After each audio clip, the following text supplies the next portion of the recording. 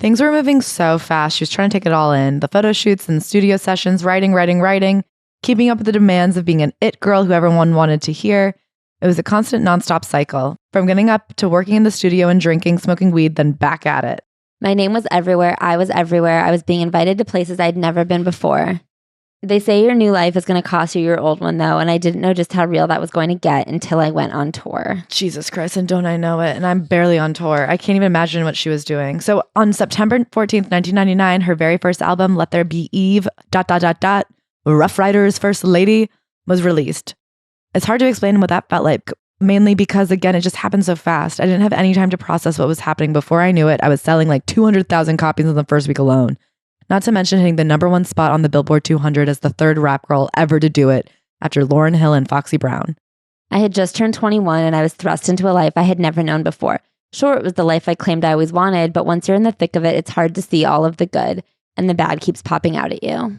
My name was everywhere. I was everywhere. I was being flown all over the world. I mean, she had this insane thing happen where she said within 2 years of ever being on a flight in her life, like flying out to LA for the first time in her life, 2 years later, she was being flown like private to do private concerts. Like that is such an insane, rapid escalation of fame.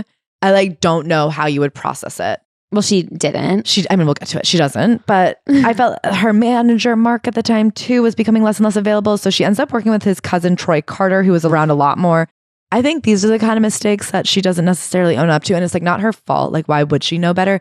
I wonder if in hindsight, she goes, oh, just hiring whoever happened to be there as a manager. A manager is such a key person on your team. That just like the guy closest to you should not be your manager necessarily. She had this crazy thing happen where Prince reaches out to her team and goes, I love her. I want to do a verse on my song. She goes to Electric Lady Studios. You may know it, Swifties.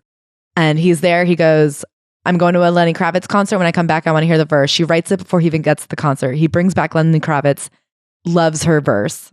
Anyway, so now she's on tour and things are going bad. I was trapped in a hurricane of my own making. There was all the partying. Everyone was smoking and drinking, and I wanted to keep up with them. And so I kept doing it too. So she was doing shows every night and then partying with her friends on the bus afterwards. She did 30 shows in 60 days, which is like psychotic pacing. She brought 3 friends on the road to like work for her. Quote unquote. Quote unquote. And she's like, I gave them the easiest jobs. There was a girl who was wardrobe and her job wasn't even to style me. It was literally just to bring my clothes to the venue. And she didn't. She's like, all they did was smoke weed. Then they started really going after each other. And they were all kind of like, it became very Hunger Games. Who can stick it out till the end? And she felt a lot of pressure to be able to keep up and keep partying. And then one day she just goes into her hotel room and starts screaming until she's like catatonic on the floor.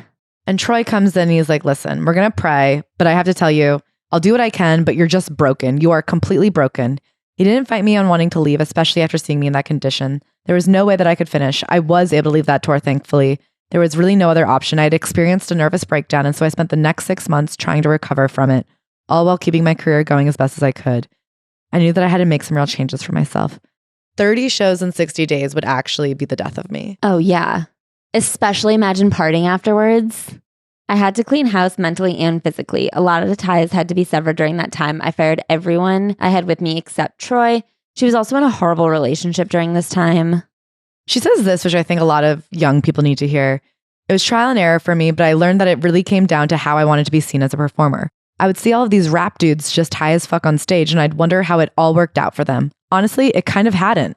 And I think that's something that's so important to see. Sometimes I think you can be on the outside looking in and being like, why is everybody getting away with so much? Like, why do I seem so fragile? Why is it so much harder for me? In reality, the people that you're looking at going like, well, look what they can do, they're suffering. Or you look at the quality of their work, or you look at the quality of their life, or you give it a couple of weeks or a couple of months. I don't know that anybody on earth can like party to that degree every single day and be working at that level and be doing a good job personally, emotionally, professionally. I've never heard of it being done. So if you feel like there's something wrong with you because you can't keep up, just know like they're not being honest or you're not seeing the full picture. Nobody is succeeding that way, and definitely not for like a sustained amount of time, not for more than 6 months, not for more than a year. Yeah, I think there are some people who can operate at a certain level. And I think there are some people, especially when you're younger, who can like really fire on all cylinders in a way that is shocking. And there is always a burnout. Yeah, there's always a toll to be paid. Yeah, maybe you can get away with it for a year or two when you're 20, but like, don't feel the need to keep up. They're not better off for it.